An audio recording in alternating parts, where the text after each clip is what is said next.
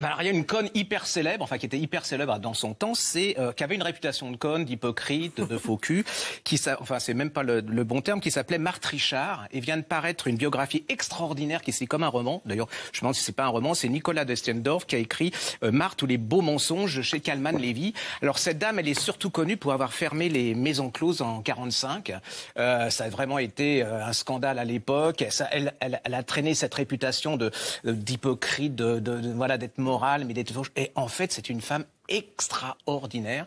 Elle est née dans une famille très très pauvre de l'Est de la France et elle a décidé de prendre son destin en main. Et le problème, c'est qu'à cette époque, quand on était pauvre, le seul moyen de partir de son village, c'était de se marier.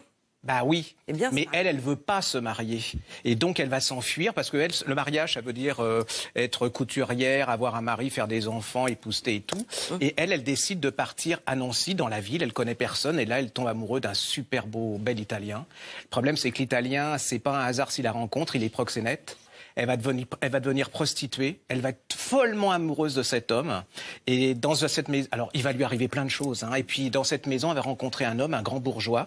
Elle va se marier avec lui. Elle va devenir une sorte de cocotte bourgeoise et tout. Et ça s'arrête pas là. C'est-à-dire qu'elle va être une des pionnières de l'aviation. Elle va être une des 6 premières femmes à conduire un avion, je sais pas, piloter un avion. Et ça s'arrête pas. Elle va devenir espionne pendant la guerre 14. Elle va devenir collabo pendant. Et alors le truc le plus génial, c'est qu'on ne sait pas ce qu'elle raconte, si c'est vrai ou pas vrai, et ce livre va essayer de décrypter tout ça. C'est une vie, elle a au moins 10 vies dans une seule, et quand on dit c'était une conne, et ben pas du tout. Cette femme, c'est une femme qui a pris, souvent on n'est pas juste avec les femmes, c'est-à-dire qu'un homme, on dit pas ça d'un homme, et d'une femme on le dit, alors que c'est une femme qui a pris son destin en main.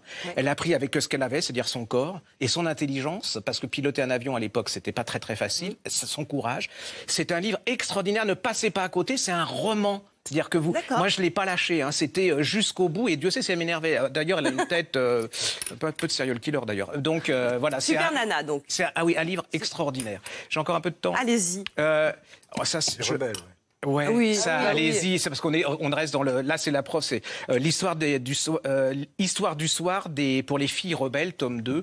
Et alors ça, si vous avez des enfants, des filles en particulier, il faut leur montrer parce que l'histoire elle est écrite par les hommes et souvent c'est les hommes qui traversent l'Atlantique, tout ça, mais on parle jamais des femmes qui ont aussi traversé l'Atlantique. Et là, c'est toutes ces femmes qui, à toutes les époques, dans tous les milieux, ont essayé d'assumer leurs rêves malgré la plupart du temps les hommes, hein, faut le dire, parce que cette société... Et en plus, l'histoire est écrite par les hommes dont on n'en parle pas. Alors, il y a des sportifs, des aventurières, des scientifiques et tout. Donnez ça à vos filles, parce que ça va leur donner... Et aux hommes, et aux petits garçons, pour leur montrer que les filles, c'est pas que des filles qui jouent à la princesse, qui s'habillent en rose avec une baguette magique. C'est à partir de quel âge? À partir de 10 ans. Et en plus, vous pouvez le lire avec vos enfants et tout. C'est génial comme tout. Ça, c'est mes fiches. Et voilà, comme d'habitude... Il a une liste de cons. Il a fait une liste. Il a fait des listes, mon Dieu. Merci beaucoup à tous.